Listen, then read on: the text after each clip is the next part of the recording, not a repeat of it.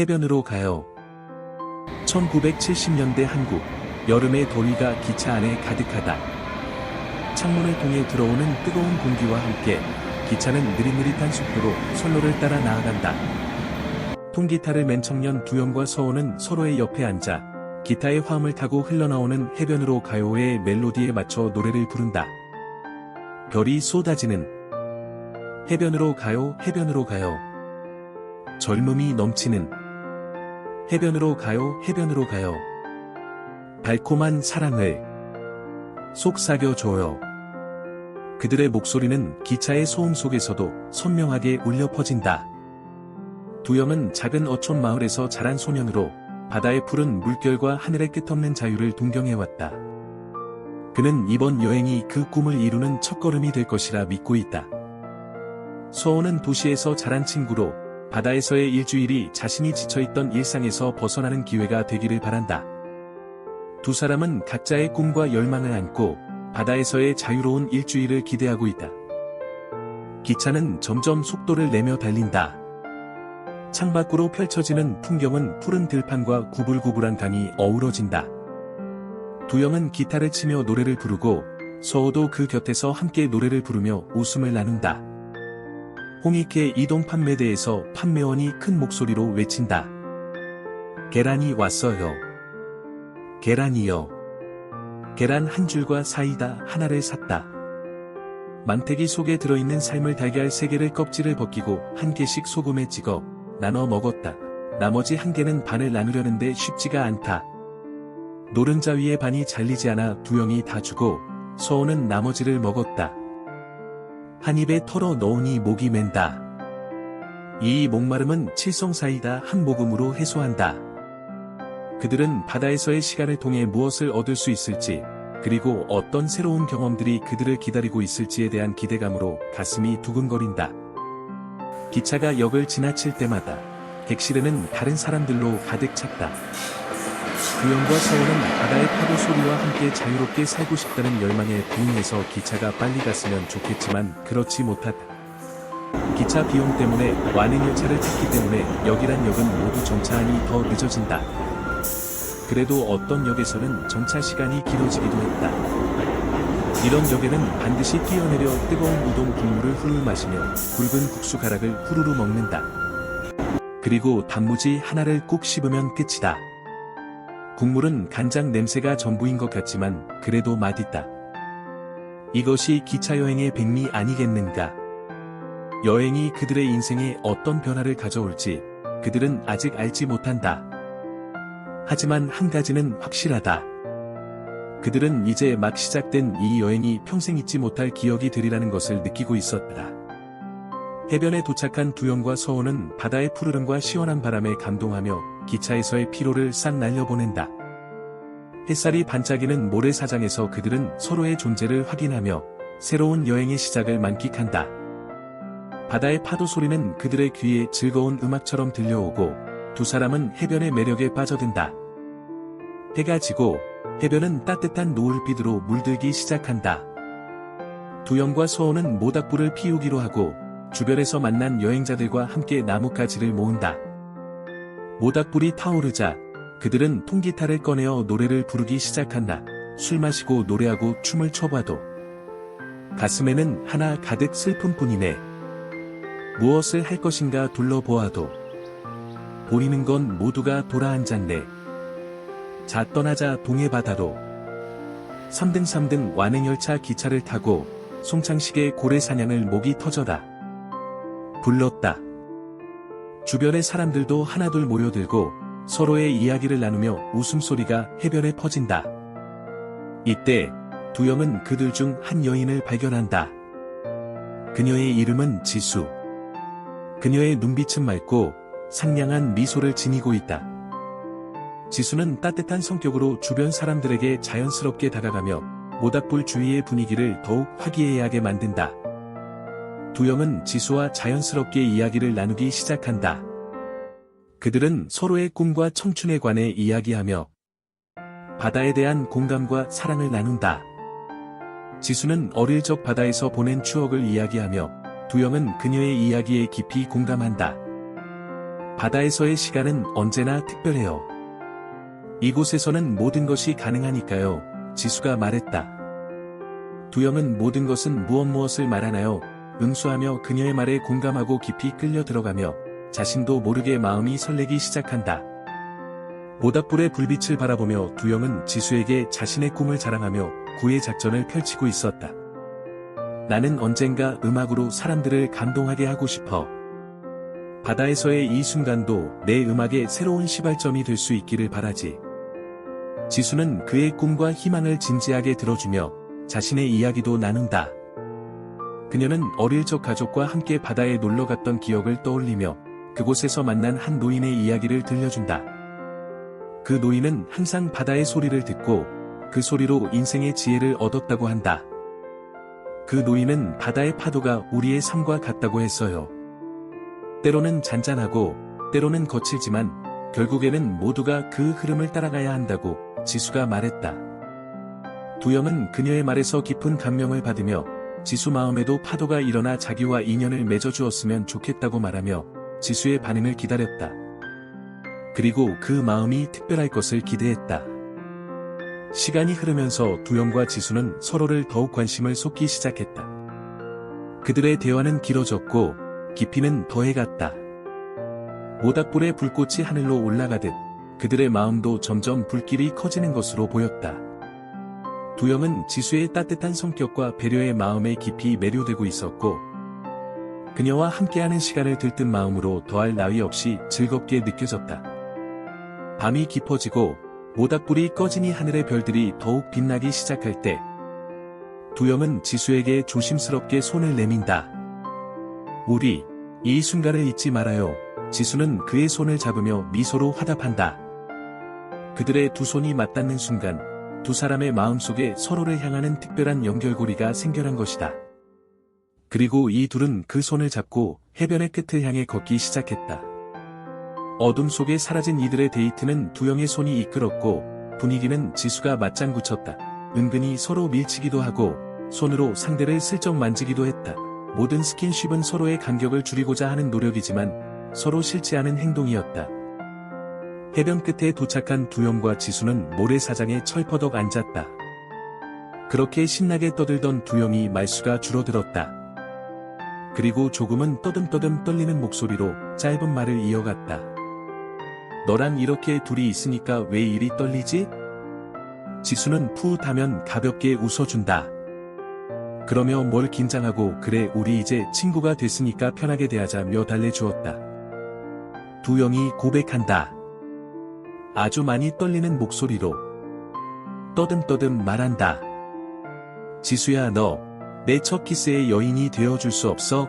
한다. 지수는 잘 못 들은 척하며 뭐라고 다시 말해봐 한다. 두영이 조금 큰 목소리로 너랑 키스하고 싶다고 외쳤다. 이 말이 끝나기도 전에 지수의 입술이 그 입술을 닫아버렸다. 쭈쭈쭈. 두영은 지수와의 데이트를 즐기고 늦은 시간에 돌아왔다. 두영의 머릿속에 지수의 여운이 사라지지 않는다. 처음으로 첫 키스의 느낌 뭔지 모르겠다. 그렇지만 너무 좋은 건 확실하다. 부모님이 뽀뽀해준 것과는 너무 다르다. 마치 내 가슴을 빗으로 찌르는 느낌이라 할까? 생각할수록 웃음이 나온다. 지수에게 지금 다시 달려가고 싶다. 난 야밤에 휘파람 소리를 내며 왔으며 싱글벙글 웃는 표정이 난리가 아닌 모습이었나 보다. 서호가 한마디 한다. 아주 무지무지 신났네 신났어. 이제 그만 자라 자 했다. 두영은 뭔가 말하고 싶어 하는 표정이었으나 듣기 싫었다. 다음날 두영과 서호는 스노클링 복장을 하고 해변에 나갔다. 해수욕장 바닥에 떨어져 있는 물건들을 수집할 생각이었다. 물 위를 둥실둥실 떠다니다가 물건이 보이면 물속으로 참수해서 집어오는 것이다. 의외로 참 많은 것들이 떨어져 있었다. 머리끈, 고무줄, 선글라스, 장난감, 목걸이, 팔찌, 지폐 그리고 팬티도 있었다.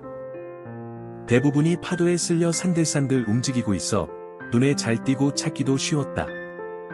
이렇게 수집된 물건들을 모래사장에 전시하고 말뚝을 박아 팻말을 걸어놨다. 분실물 찾아가세요. 사람들이 찾아와 두리번거리며 물건들을 살펴봤다. 그렇지만 자기 물건이라고 하시는 분은 별로 없었다. 그래도 비슷하다고만 하시면 가져가시라 했다. 오늘 밤은 물속에서 건져 올린 2장의 지폐에 조금 더 투자해서 생닭을 사기로 했다. 해변에서 간단한 통닭구이 파티를 열기로 하였다. 두 사람은 모래사장을 분주하게 걸어다니며 파티 준비를 시작한다. 태양 빛을 받아 뜨거워진 모래를 빠른 걸음으로 걸어야 했고, 자결하는 태양 빛의 얼굴이며 온몸은 이미 검둥이가 되어 버린 지 오래였다. 오늘따라 하늘에는 구름 한 점 떠 있는 것을 볼 수가 없었다. 다만 파도가 밀려 들어오며 만들어내는 소리와 저 멀리 바다새들의 목소리만 들려온다. 낮이 지나가고 밤이 오려고 할 때 모든 준비를 마치고 또 다른 해변의 밤을 맞으려 한다. 해변의 밤 축제가 시작된 것이다. 닭을 장작에 구워서 다 같이 한 점씩 나누면 좋겠어, 서호가 제안했다. 두영은 서호의 생각에 동조하며 엷은 미소를 띄웠고 고개를 끄덕여 동의했다. 그들은 근처 마을로 가서 신선한 생닭을 굽기 좋게 토막을 내고 부속 재료들을 구매하여 다시 해변으로 돌아왔다. 모닥불을 피우고 닭을 굽기 위해 숯을 만드는 동안에도 두영의 마음은 오직 지수가 생각하고 있었다. 빨리 나타나 주세요. 지수님. 이 기다림에 응답해 줄 것일까? 그녀와의 함께했던 모든 순간이 그의 가슴 속에서 불꽃처럼 타오르고 있었다. 그 마음이 지수에게 빠르게 전달되기를 갈망했다. 애타게 기다리는 두영의 마음이 통했던 것일까? 지수가 모래사장을 걸으며 해변 저 멀리서 다가오고 있었다. 두영의 얼굴에 미소가 번진다. 단숨에 지수에게로 뛰어갔다. 지수야. 우리 통닭구이 파티하려 하는데 같이 하자. 두영의 초대에 지수는 밝은 표정으로 응답한다. 물론이지. 파티는 언제나 환영이야. 그 둘을 멀리서 가만히 바라보고 있던 서호는 두영과 지수가 손잡고 걸어오는 모습을 보며 흐뭇한 미소를 짓는다. 그러나 그의 마음 한구석에는 뭔지 모르는 감정이 커가며 불편함을 만들고 있었다. 두영이 지수와 가까워질수록 말이다. 닭이 구워지기 시작하자 해변에는 고소한 냄새가 퍼지고 주변의 다른 여행자들도 그들의 파티에 관심을 보인다. 두영은 지수와 함께 통닭을 나누며 웃고 서로의 이야기를 나눈다. 이 닭구이 정말 맛있어. 지수가 잘 구워진 닭 다리를 한 입 베어 물며 말했다. 기름이 쪽 빠진 담백한 맛이 싫지는 않았나 보다. 그녀의 표정은 행복으로 가득 차 있다. 두영은 그런 그녀를 바라보며 마음이 따뜻해진다. 곁들여 마시는 소주의 짙은 향기가 코끝에 닿는다. 서호는 그 모습을 보며 두 사람의 행복한 미소를 진심으로 응원하고 있었다. 그러면서 다른 한편으로는 두 사람 사이가 부러운 마음도 있었지만 내색하지 않으려 애를 쓰고 있었다. 파티가 무르익어가고 술 기운이 온몸을 적실 때 지수만 바라보던 두영이 서호를 찾는다. 서호야, 너도 닭 좀 먹어봐. 서호는 억지로 미소를 보이며 닭 날개를 집어들었다. 그리고 지수가 언능 따라주는 소주를 한 입에 털어넣는다. 그런데 뭐지? 서호를 바라보던 지수의 눈이 멈춰서 움직이질 않는다. 술 마시는 모습을 보는 것일까? 닭 먹는 모습을 보는 것일까? 알 수는 없었지만 그 눈빛은 이글거리고 있었다. 고마워, 두영아. 짱 맛있네 하고 서호가 말하였지만 그의 눈은 지수와 두영을 번갈아 보며 가슴속으로 가볍게 숨을 몰아쉬는 것 같았다. 두영은 친구의 행동에 뭔지 모를 불편함이 보였다. 그렇지만 눈치를 살피며 억지 웃음을 더 크게 웃어버린다. 서호가 조심스럽게 말을 더한다. 너와 지수의 관계가 좋아지면 내 소망은 끝이야. 두영은 순간적으로 긴장을 풀며 고마워, 서호야. 그런데 하고는 지수에게 너 서호하고 어울릴 만한 친구 찾아서 소개해 줄 수 있어? 한다. 두영의 말에 지수는 알았다고 사인을 준다. 그러면서 지수는 우리 서호는 어떤 여자를 좋아하려나 하면서 얼굴을 서호 앞으로 내민다. 혹시 나 같은 여자는 아닌지 몰라 하고는 두영과 소리 내어 웃는다. 서호도 따라서 웃는다. 받지는 않았지만 그래도 두 사람과 눈을 맞추며 따라 웃었다. 모닥불 불꽃이 하늘로 올라가듯 그들의 대화는 무르익어가고 있었다. 지수는 자신의 가족에 관한 이야기를 서슴없이 나누었으며 두영도 이에 질세라 집안의 숟가락 젓가락 숫자도 알려줄 심정으로 모든 것을 쏟아내었다. 지수는 우리 가족은 매년 여름마다 바비큐 파티를 해요. 그때마다 바다에 모인 가족들은 분업해서 파티에 열중하고 끝나면 가족 간의 정이 더 가까워지는 것 같다고 했다. 그러면서 가족과 함께하는 시간은 정말 소중하죠, 한다. 두영은 지수의 말에 절대 공감한다며 대답한다. 그러면서 두영은 나는 바다에서 가족과 함께한 기억이 없어요. 이번 여행이 처음이에요. 하고 털어놓자. 두영은 지수가 가족의 소중한 기억을 떠올리는 모습을 보며 우리도 가정을 꾸린다면 멋지고 행복한 일로 가득 채우고 싶다라며 포부를 말한다. 마치 프로포즈하듯 말이다. 이에 응답이나 하듯 지수는 두영의 품에 안겨 포옹하고 서로 등을 토닥여준다. 지수는 그럼 이번 여행이 첫 번째 특별한 기억이 될 거예요. 우리 함께 추억의 첫 페이지를 멋지게 써봐요 하고 말해준다. 파티가 끝나고 사람들은 하나둘씩 해변을 떠나기 시작했다. 발길이 뜸해진 해변을 이들이 걷기 시작했다. 지수가 먼저 걷고 그 뒤를 따라 서호와 두영이 걷고 있는데 두영이 조심스럽게 말을 건넨다. 사실 지수가 너에게 많은 호감을 느끼는 것 같은데 넌 뭔 느낌 없어? 서호는 너 쓸데없는 소리 하지 말고 지수에게 집중해 하고든 떠밀어 지수에게 보낸다. 서호는 발걸음 박자를 서서히 줄여 두 사람과 떨어진 거리를 늘려갔다. 제법 거리가 멀어졌을 때 서호는 슬그머니 숙소로 돌아왔다.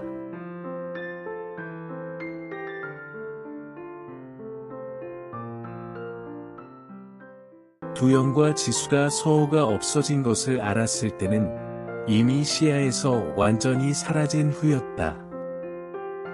해수욕장 끝까지 갔다가 다시 돌아오는 길에 지수의 숙소로 향했다.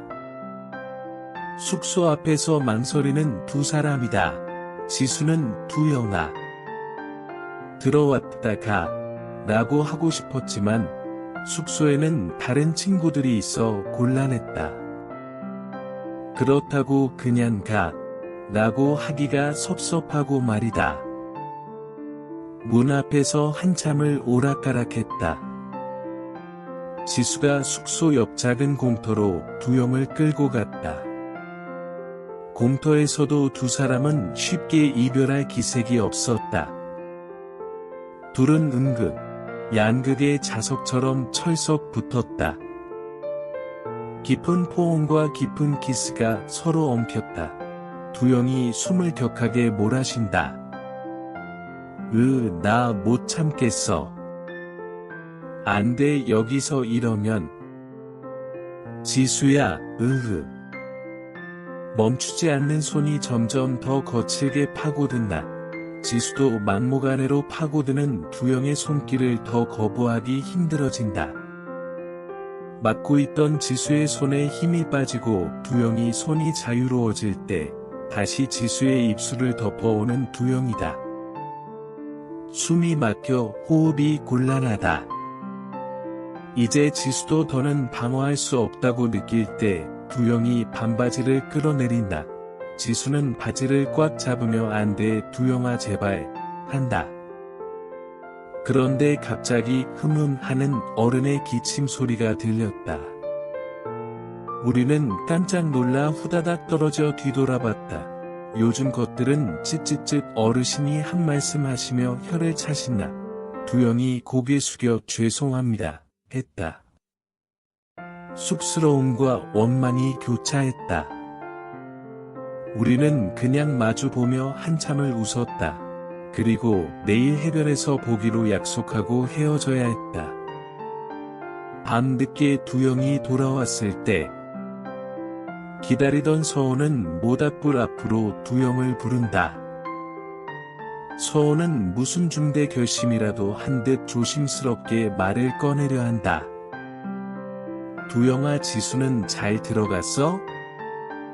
응, 두영이 대답하고는 옆에 앉으며 속으로 무슨 말을 하려고 이리 분위기를 잡는데 했다. 왜? 뭔데 서호야? 실은 하고 지수에 관한 이야기를 하려 하자 말문을 막아섰다.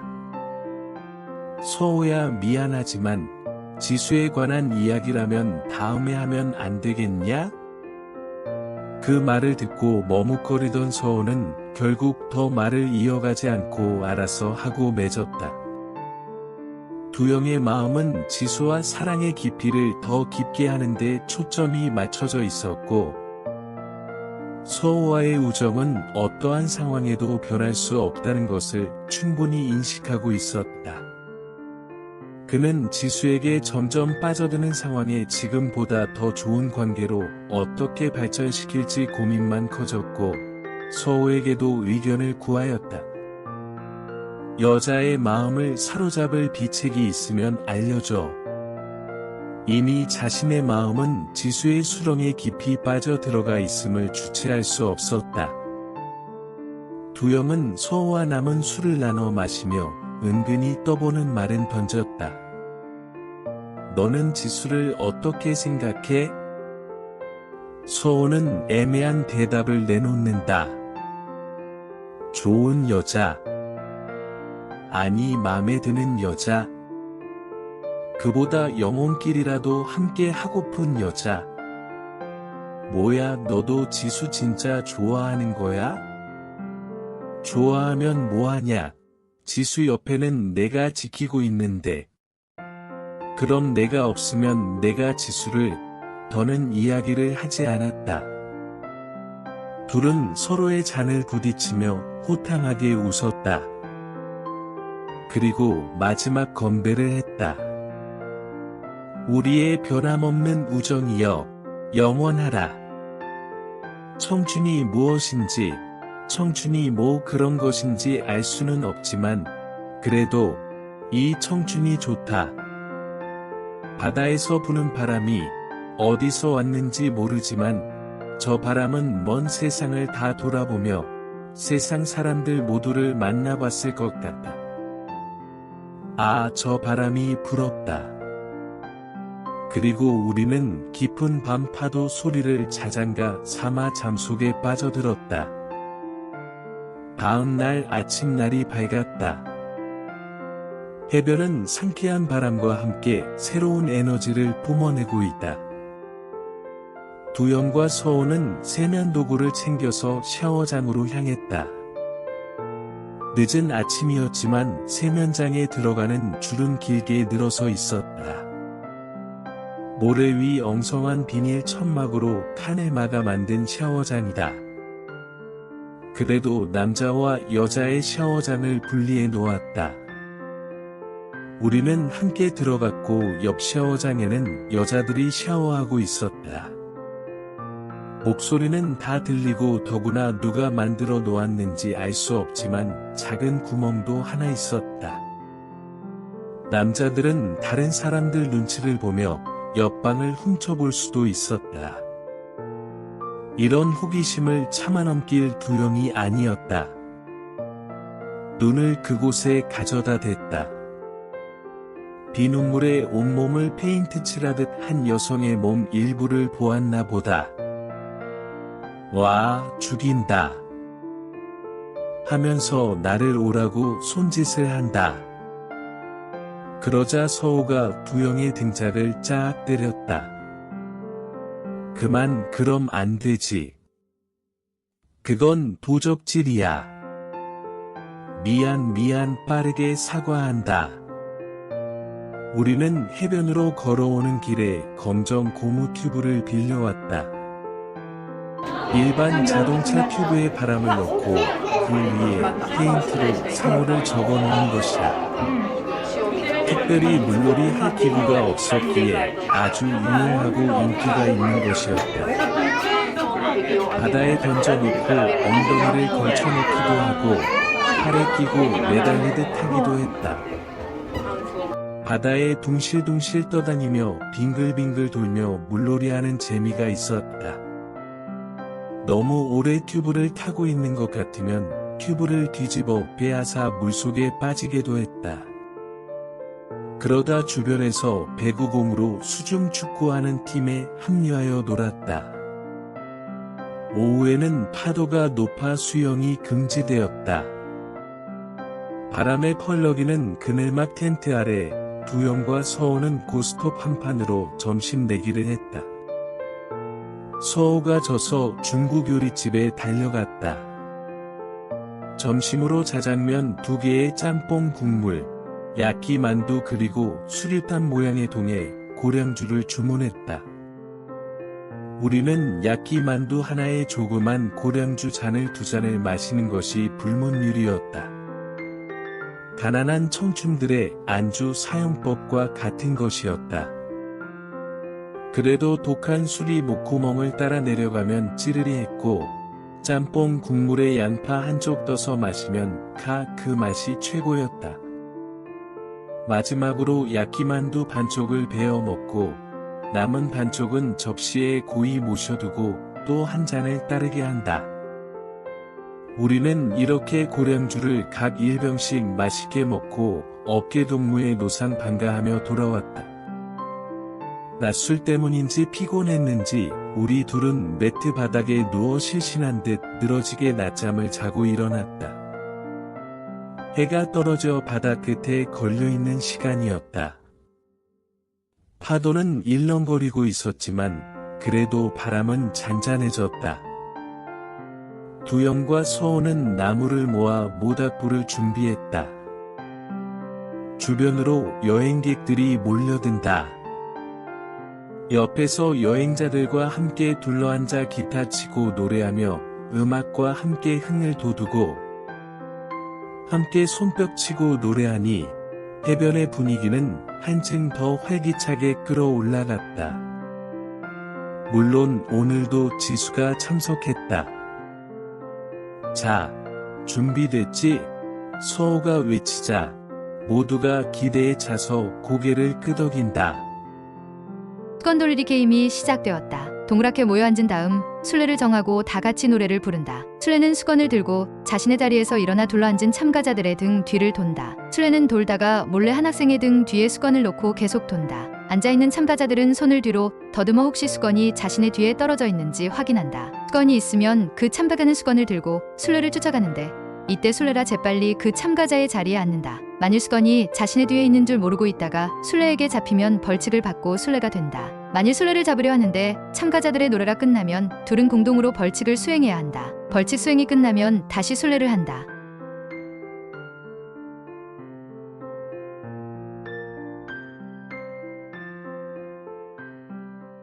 두영은 지수를 바라보며 미소를 지었다. 우리도 같이 해볼까? 두영이 제안하자 지수는 환한 미소로 응답한다. 좋아. 좋아. 게임이 시작되자 노래를 부르기 시작했고 모두가 수건 돌리기에 집중하였다. 어떤 친구는 수건을 놓고 간 줄도 모르고 손뼉치고 노래만 부르다가 벌칙을 받아 춤추고 노래하고 장기자랑도 하였다. 두영이 순례가 되었을 때 지수에게 수건을 놓았는데 눈치챈 지수가 수건을 들고 두영을 잡으려 뛰어갈 때 누가 먼저라 할 것 없이 노래를 끊었다. 결국 두영과 지수는 벌칙을 수행하게 되었다. 두영과 지수는 서로의 눈을 바라보며 웃고 있다. 우리가 짝이 됐네 하며 지수가 웃는다. 두영은 그 순간의 떨림을 느끼며 지수의 손을 꼭 잡았다. 자, 우리 즐겨보자. 두영은 자신도 모르게 진지해진 목소리로 말했다. 벌칙은 배와 배 사이 풍선을 넣고 터치라는 것이다. 두 사람은 신이 났다. 부둥켜 안고 열심히 당긴다. 풍선은 쉽게 터지질 않았다. 여기저기서 박수에 야유의 난리가 났다. 결국 둘은 부둥켜 안은 채로 중심을 잃고 쓰러지면서 풍선이 터졌다. 그 모습이 하나 된 남녀의 모습이라 할까? 자연스러운 스킨십으로 몸과 마음이 통하는 듯한 기분으로 두 사람은 완전히 가까워진 것 같다. 두영은 지수의 눈빛에서 자신이 느끼고 있는 이 감정이 전해진다고 생각한다. 너와 함께라면 난 뭐든 좋아. 두영의 말에 지수는 부끄러운 듯 고개 숙이며 나도 그래 라고 대답한다. 게임이 끝나고 일행은 바닷가 산책하러 나갔다. 해가 저문 바다의 하늘은 주황색과 분홍색으로 물들기 시작하며 장관을 만들어냈다. 두영과 지수는 밀려오는 파도를 따라 뛰어들어갔다 뛰어나오며 서로를 지켜주려는 듯 손을 잡아주기도 하고 살짝 안아주기도 하면서 까르르 웃는다. 그 모습을 한 발치 떨어져 걷는 서호는 행복한 연인의 모습을 뒤로 하고 돌아섰다. 지수가 소리 지른다. 이 멋진 풍경은 동화 속의 한 장면 같아. 두영은 고개를 끄덕인다. 파도 소리와 노을이 정말 장관이며 아름다웠다. 그 속의 연인의 모습도 한 장의 작품 사진이었다. 두 사람은 한참을 그렇게 걸었다. 두영은 지수의 이야기에 귀 기울이며 그녀에게 더 깊은 관심을 가지고 하나하나 기억에 깊이 심고 있었다. 너는 어떤 음악을 좋아해? 두영이 물으니 지수는 자신의 좋아하는 영화, 졸업과 아티스트로 사이먼 앤 가펑클 미스터 로빈슨에 관하여 이야기한다. 예식장에서 신랑이 아닌 사랑하는 사람의 손을 잡고 뛰쳐나가 드레스 차림으로 버스를 타고 떠나는 장면을 이야기한다. 아마도 그런 사랑을 꿈꾸고 있는 것 같다. 해변의 모래사장이 따뜻하게 느껴지는 저녁이다. 두영은 우리 저 수반으로 조금 더 깊은 곳까지 가볼래? 지수는 잠시 망설이다가도 두영의 눈빛에서 진심을 느끼고 고개를 끄덕인다. 두 사람은 해변의 한적한 숲으로 인적이 없는 곳으로 발걸음을 옮긴다. 그곳은 바다의 파도 소리마저도 잔잔하게 들리고 주변은 고요했다. 두영은 지수와 나란히 앉아 멀리 바다를 바라보며 지수의 어깨를 살포시 안는다. 여기서 너와 함께하는 이 순간이 너무 행복해. 지수는 두영의 말에 미소를 지으며 나도 그래. 이렇게 너와 함께할 수 있어 좋아. 두 사람은 서로의 존재를 느끼며 마음이 더욱 가까워진다. 그때 두영은 자신의 마음속 깊은 곳에서 끌어올린 감정을 지수에게 전하고 싶어진다. 지수야, 너를 영원히 사랑하면 안 될까? 두영의 진솔한 고백에 지수는 놀란 듯 눈을 크게 뜨고 정말? 그럼 나도 좋아한다. 그 순간 두 사람의 손이 자연스럽게 맞닿고 서로의 마음이 통하는 듯한 느낌이 든다. 두영은 지수의 눈을 바라보며 가만히 입술을 움직인다. 두영의 심장이 미친 듯 뛴다. 지수는 얼굴이 노을빛을 바다 하늘보다 더 빨갛게 붉어졌다. 지수의 이마와 왼볼과 오른볼에 뽀뽀를 했다. 그리고 조금 떨어져 지수와 눈을 마주친다. 지수가 이내 고개를 돌려버렸다. 두영은 지수의 행동에 당황했으나 침착하게 그녀의 양볼을 두 손으로 보듬었다. 손으로 지수의 고개를 서서히 자신의 앞으로 오도록 돌렸다. 지수는 눈을 꽉 감고 파르르 떠는 듯 보였다. 그 입술에 두영의 입술이 포개졌다. 키스는 시간을 멈추게 했고 영혼도 날려보냈다. 텅 빈 우주 공간의 두 사람은 손을 잡고 유영을 했다. 바람에 흩날리는 꽃잎처럼 향기를 온 세상에 풍기면서 말이다. 몸을 지탱하던 뼈가 여름날 엿가락 녹듯 힘없이 녹아져 내린다. 결국 지수는 축 늘어져 두영의 가슴으로 쓰려졌다. 두영이 처음으로 사랑해라며 우리 사랑 영원하자 한다. 지수는 두영의 말이 천상의 소리로 몽롱하게 들린다. 영혼이 육체를 떠나 저녁 노을 따라 어둠 속으로 사라졌나 보다. 두영의 티셔츠를 벗어 모래 바닥에 깔았다. 그리고 지수를 그 위에 조심스럽게 눕힌다. 두영의 손은 지수의 몸 위에서 움직인다. 온몸이 경직과 이완을 반복한다. 지수의 눈에 두영은 온화하고 착하고 따뜻하게 보인다. 이 순간 두영의 영혼은 이미 이성을 상실했고 터지려는 심장을 달래기에 여념이 없었다. 기다렸던 하나 되는 순간이었다. 두 영혼은 별빛으로 가득 차 번쩍였다. 두 사람은 서로의 마음을 몸으로 확인하는 절차를 수행하였다. 지나가는 참새도 울음을 멈추고 지나갔고 나뭇잎은 이들을 따라 한동안 쿵쿵 흔들렸다. 절정의 순간 폭풍우와 천둥이 몰아치듯 황하며 두 사람의 머리를 잡고 아카는 외마디 비명과 함께 이승으로 돌아왔다. 그렇게 끝이 났다. 그렇게 말이다. 두영은 말없이 지수의 손을 잡고 숙소로 향했다. 숙소 앞에서도 지수를 말없이 포옹하고 헤어졌다. 돌아오는 길에 해변 근처의 야시장에서 낙지를 사왔다. 버너에 불을 붙이고 코페레 라면과 함께 끓였다. 보글보글 끓는 것을 보고 잠자고 있는 서호를 부른다. 서호가 찌뿌둥하게 눈을 비비며 나온다. 공기에 라면을 푸고 낙지를 썰어 담고 국물을 듬뿍 담아 앞에 놓아주었다. 김치와 공깃밥도 내놨다. 늦은 밤 야식으로 그만이었다. 그리고 양재기 그릇에 소주를 주르륵 따라 건배한다. 서호가 묻는다. 지수랑 데이트 잘했어. 두영은 솔직히 말했다. 응, 오늘 우리 하나 되기 성공했어. 서호는 와 축하해 진심으로 축하해 주었다. 비워지는 술병과 함께 우린 많은 이야기를 나눴고 그렇게 밤이 깊어져 가는 줄도 모르고 마셨다. 두 사람이 술을 다 비웠을 땐 이미 태양이 바다를 뚫고 올라오고 있을 때였다. 점심때가 훌쩍 지났을 때 지수가 찾아와서 우리를 깨웠다. 어제 술자리의 흔적을 모두 지우고 바리바리 싸들고 온 반찬으로 김치찌개를 끓여 놓았다.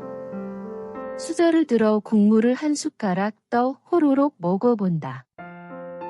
한다. 더부룩한 속을 푸는데 최고였다. 속을 채우니 기력도 나고 기분도 좋아졌다. 서호는 지수와 시선을 피하려 애쓴다. 두영, 오늘은 뭐 할까? 서호가 물어보자. 두영은 대답하기 전에 잠시 망설인다. 지수와 이야기 좀 해보고 답할게. 그의 말에 서호는 알았어. 하며 미소로 의미 있는 표정을 지어주었다. 두영은 지수에게 다가가 조심스럽게 말을 건넨다. 지수, 잠깐 이야기할 수 있을까? 지수는 그의 표정을 보고 고개를 끄덕인다. 물론이지, 두영. 서호에게 묵례하고 두 사람은 해변의 한쪽으로 자리를 옮긴다. 바람이 부드럽게 불어오고 파도 소리가 잔잔하게 들린다. 그런데 지수가 잠시 침묵에 빠졌다가 깊은 숨을 내쉬며 자신의 과거를 털어놓기 시작한다. 사실 서호와는 예전부터 알고 지낸 사이야. 그게 무슨 소리야?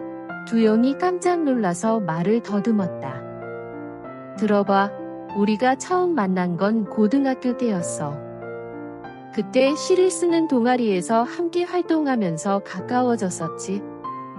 두영은 지수의 이 말을 듣고 가슴이 철렁 내려앉았다. 마음이 복잡해진다. 그럼 너와 서호는 어떤 관계였어? 잘은 모르겠지만 우리는 서로 조금 좋아했던 것 같았어. 그런데 서호가 갑자기 이사가면서 연락이 끊어졌고 지금까지 이어져 온 거야 한다. 특별히 헤어진 이유 같은 것도 없었고 지금 생각해보면 나 혼자서 짝사랑한 것 같아. 하며 울먹인다. 두영은 지수의 슬픈 눈빛을 바라보며 우울했지만 그래도 토닥토닥 안아준다. 지수야, 내가 서호한테 이야기해 볼게 했다. 지수야, 나는 너와 서호의 관계를 충분히 이해할게. 하지만 나도 너를 너무너무 좋아하는 거 알지? 두영의 고백에 지수는 머리를 흔들며 두영을 바라본다. 나도 너에게 끌려? 하지만 서호와의 과거가 나를 괴롭히는 것도 숨길 수 없어. 두 사람은 서로의 감정을 확인하지만 갈등의 씨앗도 동시에 싹트기 시작한 것이다.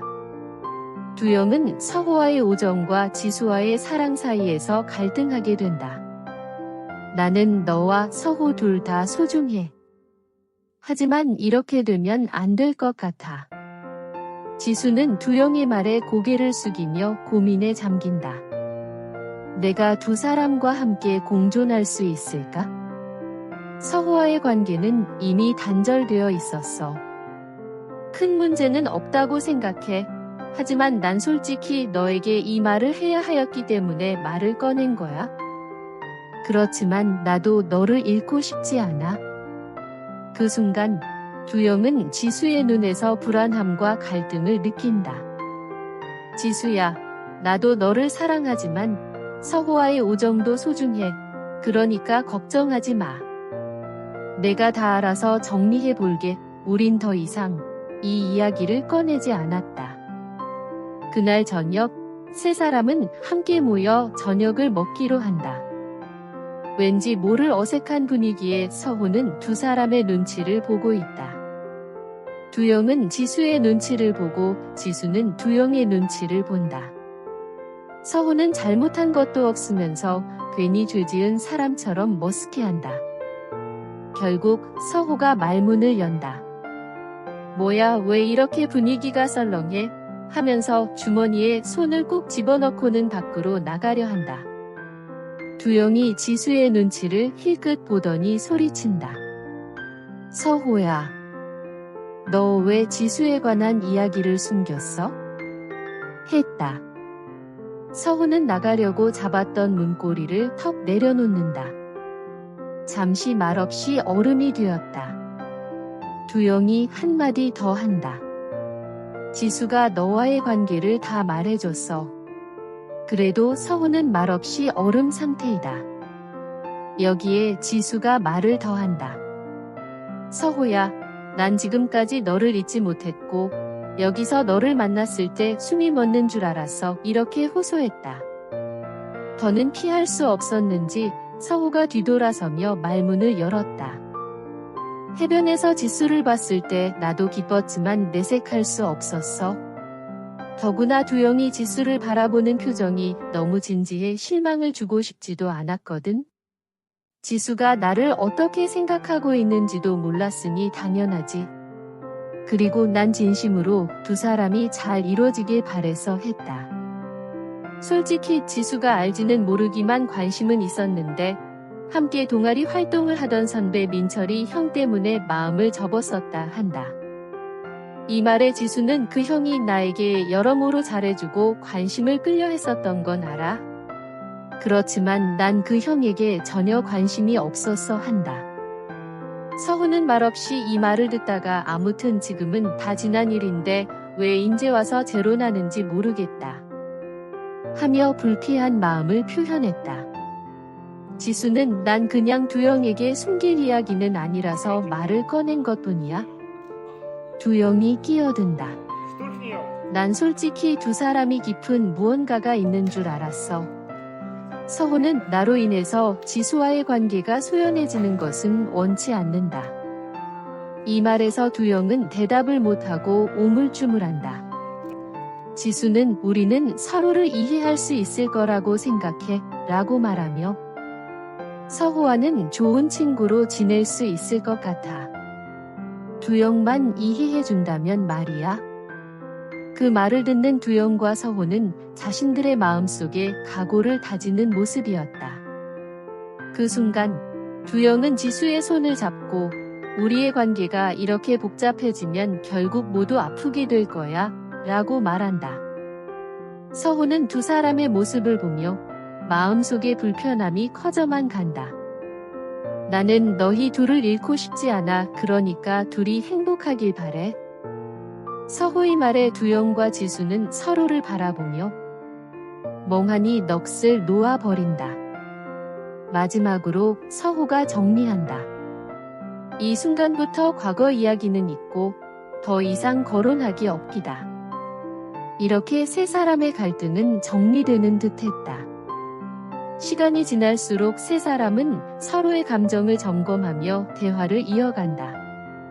큰 문제가 있는 것 같지 않았지만 갈등의 골이 점점 깊어지고 있었고 분위기는 점점 어색해지고 있었다.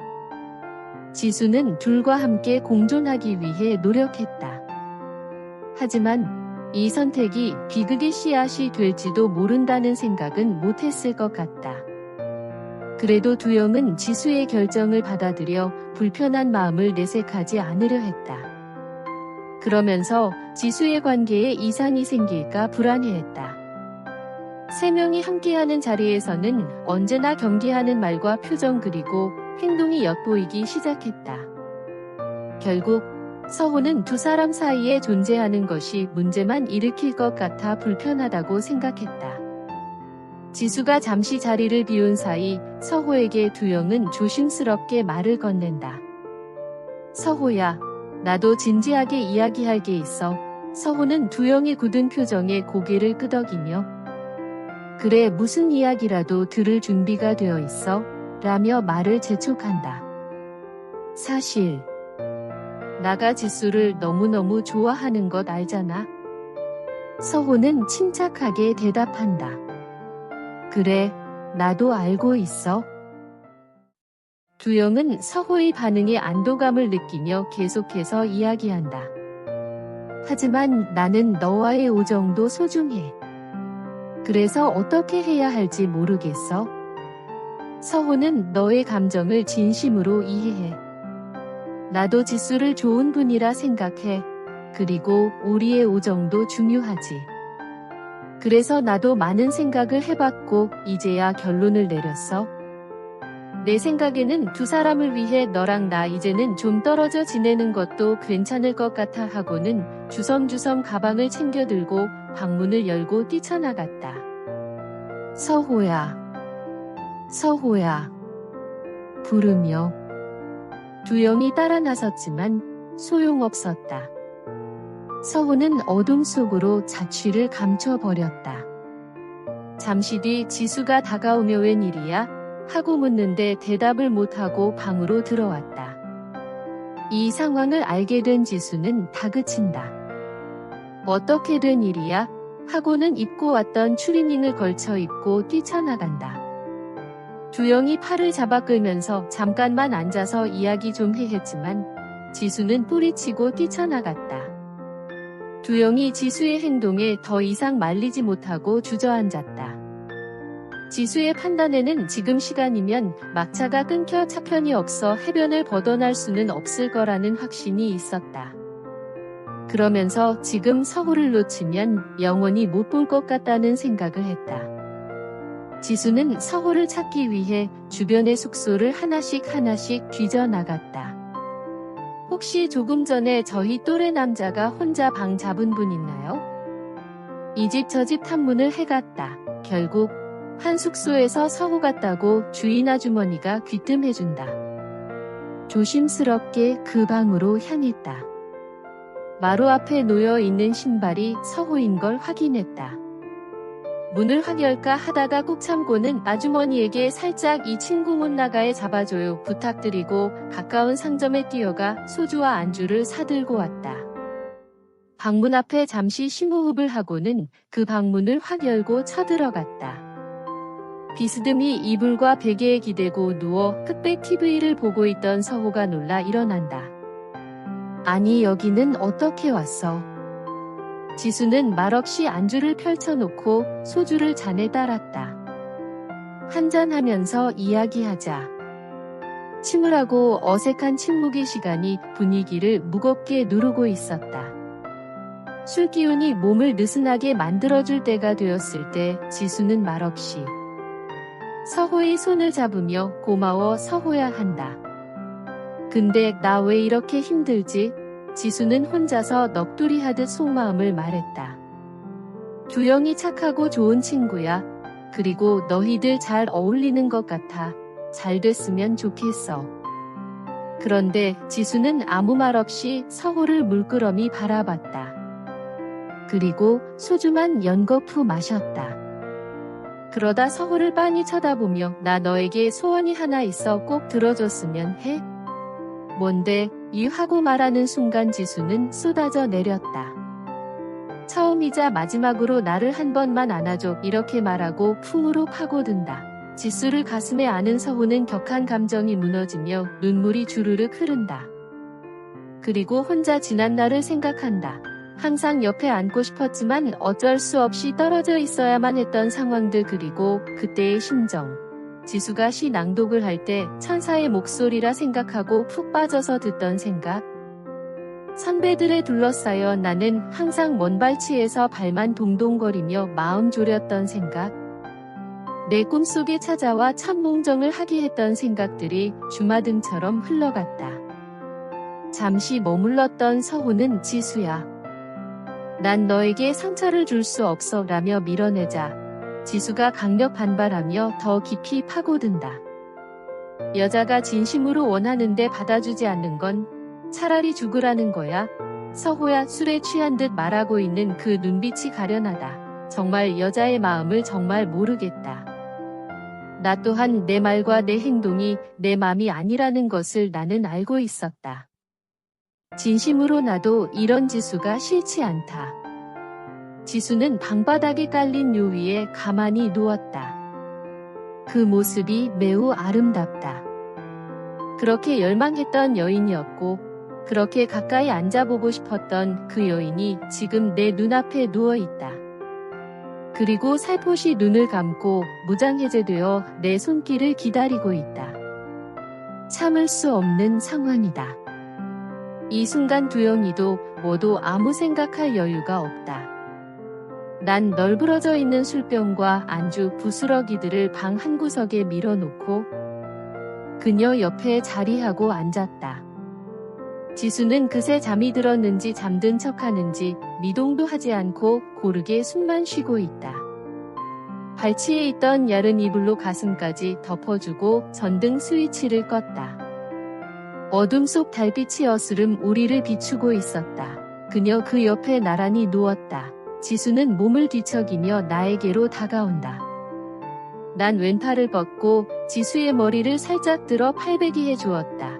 내 가슴으로 더 깊숙이 파고든다. 그 숨소리, 그 향기가 코끝에서 진동한다. 내 심장은 이미 정지한 모양이다. 잠이 오지 않는다. 도무지 잠을 잘 수가 없다. 문풍지를 뚫고 달빛이 방 안을 깊숙이 비춘다. 살랑이는 바람에 가느다란 나뭇잎이 흔들리는 그림자가 보인다. 눈 감은 서호의 눈에 달이 보인다. 달 속에 토끼가 손에 잡고 있던 절구를 들어 절구통을 천천히 내려치는 것이 보인다. 깊은 밤, 인절미를 만드는지 찹쌀밥이 부서지고 으스러지는 소리가 철썩철썩 메아리 친다. 손에 물을 묻혀 떡을 뒤집고 철썩 떡을 쳐준다. 그렇게 한동안 절구는 멈추질 않고 방아를 찧었다. 어느 순간 토끼는 절구를 내동댕이 치고 절구 옆으로 쓰러진다. 달빛이 희미해질 때가 되어 서호는 눈을 지그시 뜬다. 그러다 깜짝 놀라 벌떡 일어나 주변을 살핀다. 벌써 아침이 밝아온 것이다. 방을 둘러보니 아무도 없다. 옆에 있었을 지수도 없고 그녀의 체온도 향기도 모두 사라져 버렸다. 마치 꿈을 꾼 것처럼 말이다. 그저 무거운 마음으로 해변을 떠나 집으로 향하는 기차에 몸을 실었다. 기차에 올라 의자에 몸을 기대고 기차가 흔들리는 대로 몸도 마음도 그렇게 흔들며 집으로 향했다. 그 시간 지수는 두영의 방에 있었다. 두영은 자기 품으로 돌아온 지수를 꼭 안고 떠오르는 아침 햇살을 함께 바라봤다. 특별한 대화도 없고 특별한 느낌도 없이 말이다. 지수의 머릿속이 쓸쓸하게 홀로 움직이고 있을 서호가 느껴졌지만 표시를 내지는 않았다. 이제 내가 원하는 사랑은 단 하나, 두영이뿐이다. 진정한 인생의 동반자라며 마음속에 굳게 다짐했다. 두영의 손길이 나를 찾는다. 난 그 손길을 따라 몸도 마음도 움직였다. 파도 소리를 따라 두영과 하나가 되었다. 또 하나의 격정이 하모니를 만들어냈다. 지수의 눈에 눈물이 가슴 속으로 하염없이 흘러내린다. 기쁨의 눈물인지 슬픔의 눈물인지 모르지만 그냥 그렇게 하염없이 눈물을 흘러내렸다. 두영이 걱정스러운 마음으로 지수를 바라보며 눈물에 훔쳐준다. 한참 흘러내린 눈물과 땀으로 범벅이 된 몸을 시원한 물로 씻어내렸다. 그리고 두영의 손을 잡고 바다로 나갔다. 서호가 없는 바닷가를 두영과 함께 마음껏 걸어본다. 모래 위에 두영 플러스 지수라 쓰고 하트를 그려놓고 파도에 밀려 쓸려가는 모습을 본다. 여행이 끝나가는 시점이다. 두영과 지수는 여행 이후의 상황을 정리해 보려 한다. 사랑에 빠지기는 쉬워도 사랑의 열매를 맺기는 그리 쉬워 보이지 않는다. 깊이 생각하지 않고 가볍게 어림짐작으로 생각해봐도 쉽게 미래를 예견할 수 없다. 결혼을 조금 논의해 보았는데 참 쉽지 않다. 집, 취업, 예식 등등.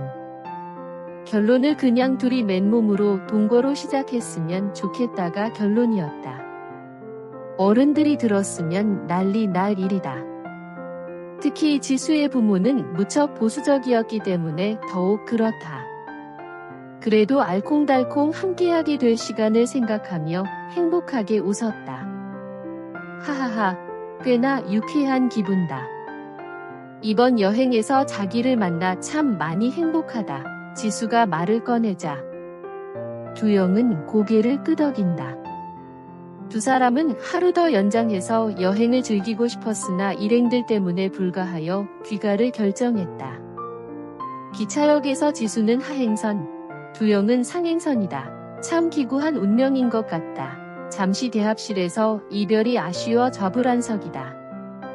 두영이 매점에서 생베이 과자 한 봉지와 사이다를 사와 지수의 가방에 넣어준다.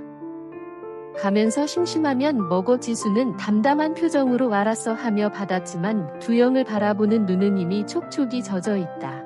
금방이라도 눈물이 주르르 떨어질 것 같다. 도착해서 바로 편지하기 그리고 한 달에 한 번은 꼭 보기. 약속. 그렇게 새끼손가락을 걸어 약속한다. 지수의 기차가 먼저 온다. 두영은 가방을 들고 지수를 뒤따라 걸어갔다. 지수가 창가에 앉아 두영을 바라본다. 참았던 눈물이 흐른다. 그 모습을 보는 두영의 가슴이 메어지고 찢어진다. 정말 가슴이 아프다. 당장 객실로 뛰어올라 지수를 데리고 내리고 싶다. 기차 바퀴가 서서히 돌아가며 거대한 기차가 미끄러져 간다. 지수가 두영을 보며 손을 흔든다. 하지만 이내 고개를 돌려 눈물을 훔친다. 여행을 끝나고 집으로 돌아온 두영은 조심스럽고 움직이기 시작했다. 두영은 지수와의 관계를 어떻게 정리할지 고민이었다. 서호를 만나 이제 어떻게 해야 하나 하고 두영이 물어보자. 서호는 잠시 떨어져 있었으니 지수와 솔직하게 대화해보는 게 좋을 것 같아. 너의 마음도 솔직하게 전달하고 서로의 감정을 정리해보는 게 필요할 것 같아 라고 조언했다. 여행 후 두영과 지수는 주말마다 왕래하며 사랑을 키워갔다. 두영은 하루하루가 행복으로 가득했고 지수와의 데이트만을 기다리며 생활했다. 그러나 그 행복한 순간은 얼마 지나지 않아 예상치 못한 소식으로 뒤바뀌게 된다. 지수가 다급한 목소리로 전화했다. 나 너에게 할 말이 있어. 그녀의 목소리는 떨렸고 불안해 보였다. 불안한 마음에 다급하게 무슨 일이야? 라고 물었다. 돌아온 지수의 대답은 만나서 이야기할 게였다. 주말이 되어 지수와 두영이 만났다. 두영아, 나는 임신했어. 이 말에 두영은 순간적으로 얼어붙었다. 놀라움과 당황의 감정이 뇌를 쳤다. 정말? 그게 정말이야? 두영은 반가운 표정을 지으려 했지만 놀라움이 역력했다. 지수는 고개를 숙이고 끄덕였다. 두영이, 그럼 우리 이제 어떻게 해? 하고 그녀에게 되물었다. 지수는 뭘 어떻게 해, 잘 낳아서 잘 키우면 되지 하며 소리 지른다. 그 소리에 두영의 가슴이 철렁했는지 이내 몸을 의자 뒤로 제치고 천정을 보며 한마디 내뱉는다. 애인, 내 인생도 끝났네. 그 모습을 본 지수는 벌떡 일어나더니 걱정하지 마. 이 아이는 내 아이니까 내가 알아서 할게. 하고 쏘아붙이고 훅 나가 버렸다. 두영이 다급하게 따라 나갔지만 지수는 두영을 뿌리치고 뒤도 돌아보지 않고 가버렸디. 그날 저녁 두영은 지수와 전화통화에서 지수의 마음을 달래려 했다. 하지만 지수는 더 완강하게 대화를 거절했다. 그러면서 마지막으로 충격적인 말을 했다. 사실 이 아이의 아빠는 내가 아니야. 그러니 이제 연락하지 마. 하고 전화를 끊었다. 두영은 지수에게 심한 상처를 줬다는 것을 한참 뒤에 깨닫고 깊이 반성했다. 그리고 지수를 만나기 위해 집에 전화도 하고 찾아도 가봤지만 볼 수는 없었다. 그렇게 시간이 흐르며 두영이 지수를 잊어가고 있을 때 집에 우편물이 도착했다. 청첩장이었다. 지수가 결혼한단다. 근데 신랑이 정서호. 이제 뭐지, 동명이인이겠지? 한동안 연락을 끊고 지냈던 서호가 맞는 건가? 아니겠지. 급하게 서호 집에 전화를 했다. 서호는 집에 없단다. 몇 일 후 결혼식에 참석했다. 정말 서호가 손님을 맞이하고 있었다. 두영이 다가가 축하의 악수를 청하자 서호는 반갑고 고마워하며 두영을 포옹해준다. 신부 대기실에 기웃거리며 가봤다. 하얀 드레스를 입고 앉아있는 지수가 보인다. 그 모습이 진정 천사였다. 다가가지는 못하고 뒤돌아 나왔다. 그들이 행복하기를 기원하면서 말이다. 지수는 건강한 아들을 출산하고 결혼식을 올리는 것이란다. 사랑이란 서로의 곁에 있어주는 것, 그리고 힘들 때 그 마음을 함께 나누는 것. 그러고 보니 난 참 많이 부족했구나 하는 생각이 든다. 지수의 선택이 옳았기를 바라며 서호와 지수의 영원한 행복을 기원하며 발길을 돌렸다.